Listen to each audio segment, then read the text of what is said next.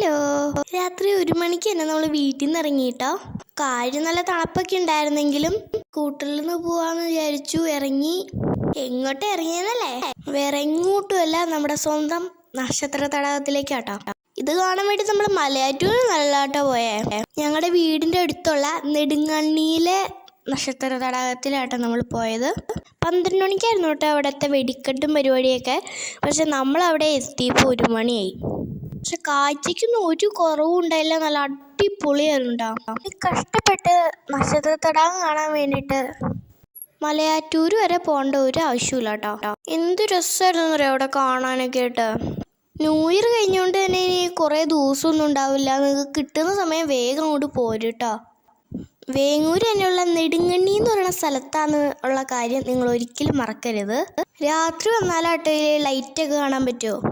ഇവിടെ വന്നു കഴിഞ്ഞാൽ മേളിത്തെ നക്ഷത്രത്തെക്കാളും അടിപൊളിയായിട്ട് താഴത്തെ നക്ഷത്രം നമുക്ക് കാണാൻ പറ്റും.